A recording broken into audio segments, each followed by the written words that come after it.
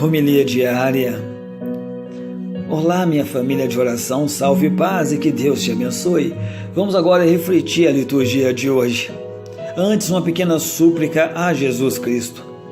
Ó Jesus Cristo, vós sois adorado no céu e na terra, em todo o tempo e a toda hora. Sois a paciência, a compaixão e a própria misericórdia. Amais os justos, tendes piedade dos pecadores, chamais todos os homens à salvação e lhes prometeis os bem futuros. Acolhei as nossas orações desse dia e conformai nossa vida à vossa vontade.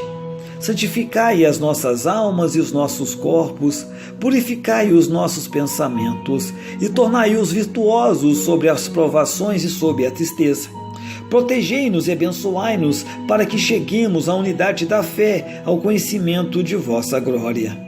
Vós que sois Deus, com o Pai, na unidade do Espírito Santo.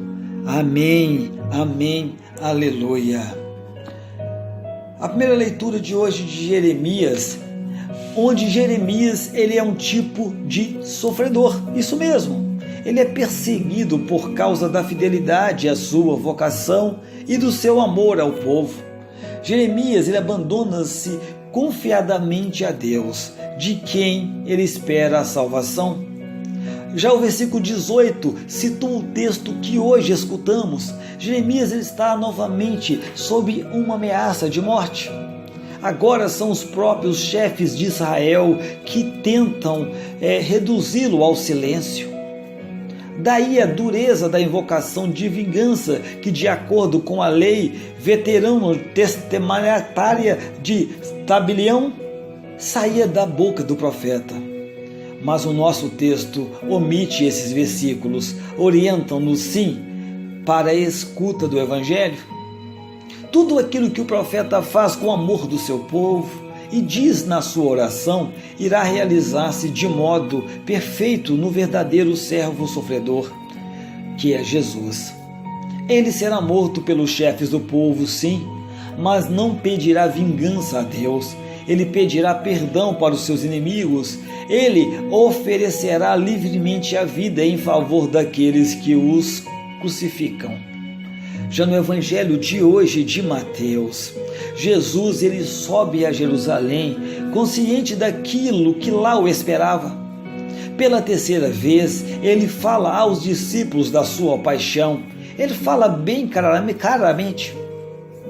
Para espanto e também confusão dos seus contemporâneos, identifica-se como o Filho do Homem, figura celeste e também gloriosa, esperada para instaurar o reino escatológico de Deus, mas também ele se identifica como outra figura, de sinal aparentemente oposto à do servo sofredor. Os discípulos não conseguem compreender, não conseguem aceitar tais perspectivas e também preferem cultivar as de sucesso e também de poder. Jesus explica-lhes, mais uma vez leva a ele o sentido da sua menção, o sentido do segmento que lhes propõe, pois ele veio para beber do cálice, termo que na linguagem dos profetas indica a punição divina, a reservada aos pecadores.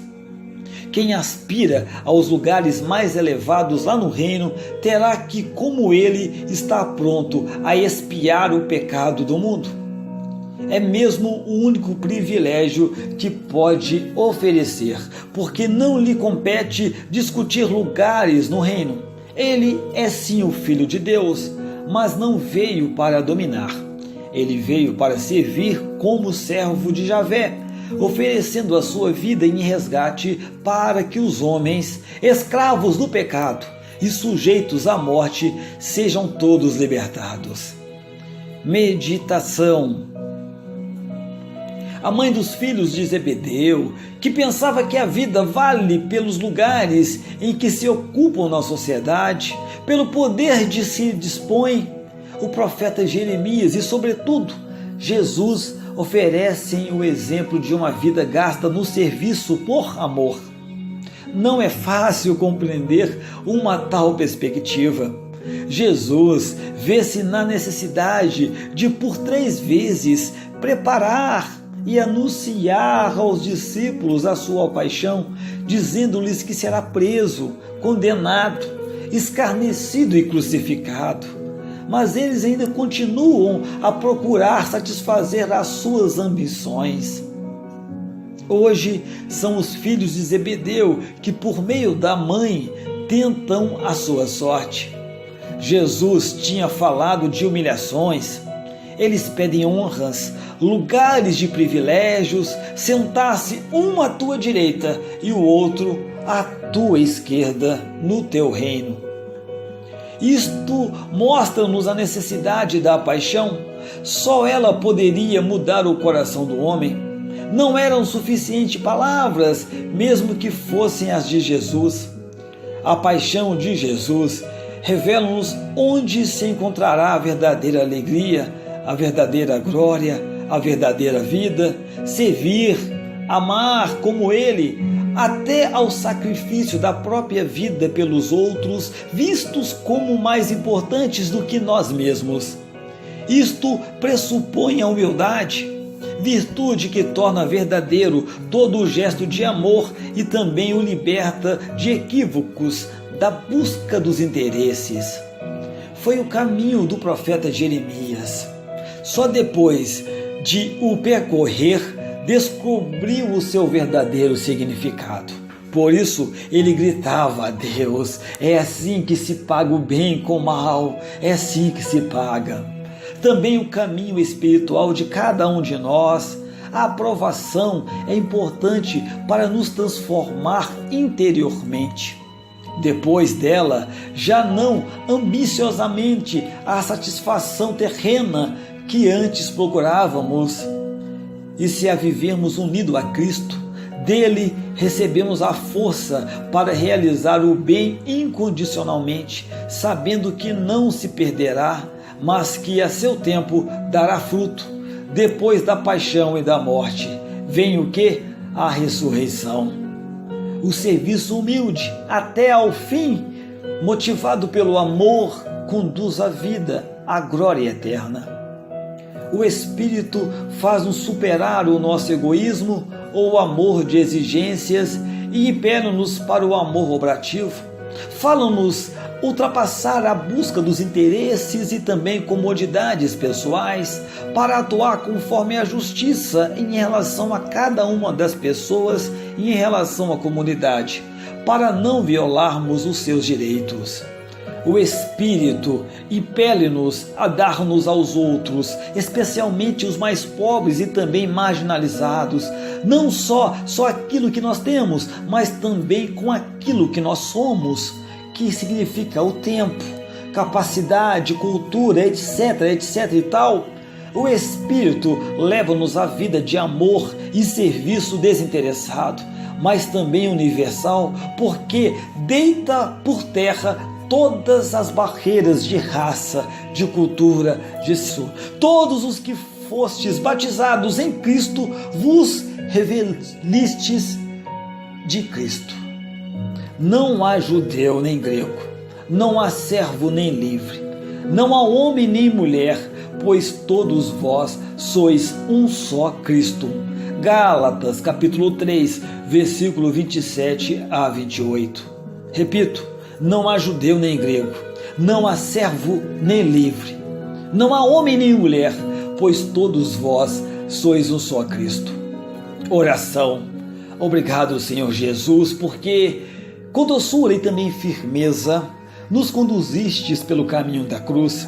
Quando nos apontas o Calvário, talvez nos escandalizemos como Pedro, talvez discutamos entre nós sobre quem é o maior, talvez te apresentemos pedidos de privilégios e também de poder.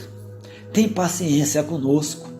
Dize-nos, repete-nos que a verdadeira grandeza está em servir e em dar a vida pelo inimigo e pelos inimigos. Como bom pedagogo, conduza-nos pela mão pelas várias etapas, rumo o quê? Rumo à vida, à alegria eterna. Contigo nós saberemos passar pelas provações, beber o cálice e aguardar a recompensa que só o Pai nos destina e nos quer dar. O importante é aprendermos contigo a amar, a servir, até dar a vida para que todos experimentem a graça da para a redenção. Amém. Contemplação. Tiago e João, filhos de Zebedeu e também de Salomé, eram de saída, como São Pedro, e pescadores como ele. João, ele tinha conhecido o Salvador junto de João Batista no Jordão. Ele tinha conversado com ele tinha comunicado a Tiago, seu irmão. E alguns dias depois, quando estavam ocupados a consertar as suas redes, Jesus chamou um e outro, dizendo-lhes: vinde comigo, farei de vós pescadores de homens. O nosso Senhor já tinha chamado Pedro e André. Estes 4 ficaram os seus preferidos, os seus privilegiados. Tiago e João tinham um ardor exuberante. O nosso Senhor formou-os para os advertir dos seus defeitos. Tratava-os como Boanerges, filhos do trovão. Um dia propõe a Jesus que faça cair um raio sobre toda uma cidade de samaritanos que não tinham querido receber o Salvador e os seus. Não sabeis de que espírito sois, diz o nosso Senhor. Deus é paciente, Ele espera os pecadores e trata-os com misericórdia. No outro dia, os 2 irmãos vêm com sua mãe pedir ao nosso Senhor o primeiro lugar no reino de Deus. Estas honras, diz o nosso Senhor, depende dos desígnios da providência, mas, em todo caso, para ter um bom lugar no reino de Deus, é preciso beber o cálice do sacrifício. Deixemos-nos formar por nosso Senhor, como Tiago, como João, os seus discípulos bem-amados. Hoje, em ação de graças, vamos repetir frequentemente e vamos viver hoje a palavra que está lá em Mateus, capítulo 20, versículo 28, que diz: o Filho do Homem veio para servir e dar a vida. O Filho do Homem veio para servir e dar a vida. Salve, paz, e que Deus te abençoe. E meu amado e minha amada, nunca, jamais se esqueça, Deus ama muito, muito, muitíssimo você.